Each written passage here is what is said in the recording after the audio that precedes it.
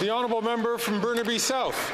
After decades of Liberal and Conservative failure, Indigenous communities continue to live in overcrowded homes that are in desperate need of repair. The Liberals promised to make a major step forward to improving this by 2030, but today's Auditor General report makes it clear that the Liberals will break yet another promise to Indigenous people. So will the Liberal government stop spending millions of dollars on private consultants and make this serious issue a priority in the upcoming budget? Hear, hear, hear.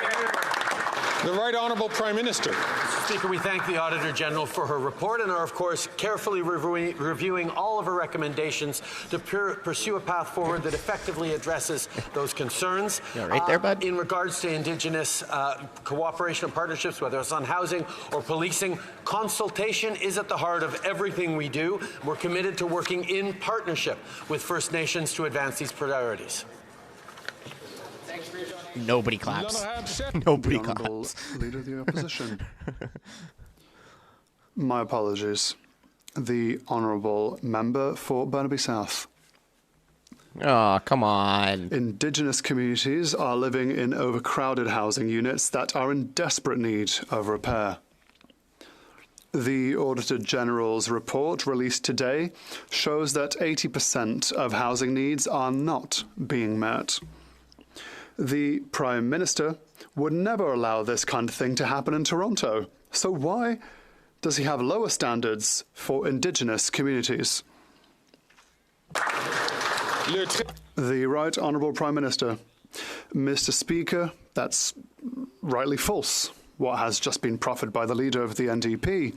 We have invested historic amounts to work with Indigenous communities on housing, on services and healthcare, on assistance to help economic prosperity. There is still a lot of work to do, we recognise it, but the progress that we have done on reconciliation and our partnerships with Indigenous peoples will continue, and we would like to thank the Auditor General for her recommendations. We will continue to work hand in hand with Indigenous communities to deliver. The Honourable Leader of the Opposition. April Fool's Day carbon tax hike of 23% will hit Nova Scotians especially hard. The Prime Minister's tax will cost $1,500 for the average Nova Scotia family, far more than they get back in rebates. That's why Nova Scotia's Assembly passed a unanimous motion with all three parties supporting it, calling for federal MPs from that province to vote with Conservatives to spike the hike. One of those MPs is from Kings Hants, the chair of the Agriculture Committee, which has been studying the carbon tax pain for farmers. So the question is for the chair of the Agriculture Committee, will he vote with us to spike the hike?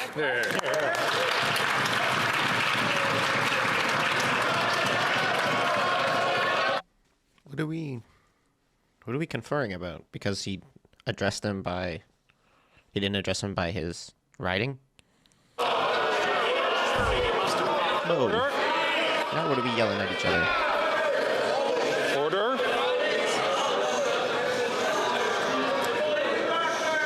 So, colleagues, of course, questions can be asked of the government regarding administrative issues of the government, and of course to committee chairs. It's important for Canadians to understand, though, that when questions are asked of committee chairs, it has to be regarding stuff that has committee business. That's before the committee right now, and so in consultation, we realize that isn't the issue that is here before. So I see that the Honourable Minister for Housing is rising on his feet.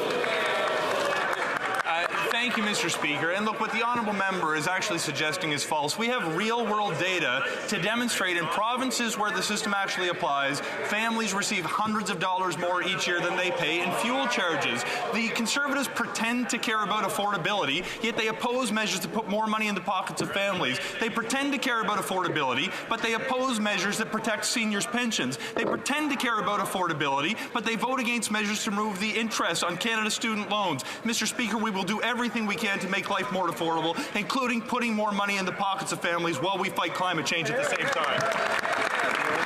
The Honourable Leader of the Opposition. Well, that parliamentary censorship proves everything you need to know about this and everything else in this government. I asked a question of the member for King's Hands, the chair of the Agriculture Committee, who's now studying the painful impacts of the carbon tax, and the front bench here shut him down, told him to sit down and shut up because they had a better mouthpiece for the PMO who would stand and speak in his stead.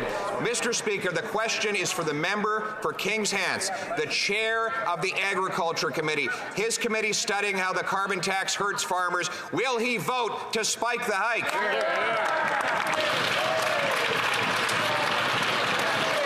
Now they're looking at each other. Who to... The Honourable Minister for Housing, Infrastructure. Oh, come on. The member has qualms about the member for King's Hands. I can reassure him he is a champion for his community. He launched a petition recently to stand up to the Conservative government in Nova Scotia for changes to the agricultural sector in his community. Every time the Conservatives ask a question about the environment, it's to find out ways that they can do less. The member for Renfrew, Nipissing, Pembroke has suggested flooding in the Ottawa River was a result of regulations that were not in place. The member from Caribou, Prince George, has suggested climate change is not a result of industrial pollution, but of more body heat from a growing population. The member from Red Deer Lacombe visited school kids to say carbon dioxide was plant food. Mr. Speaker, this...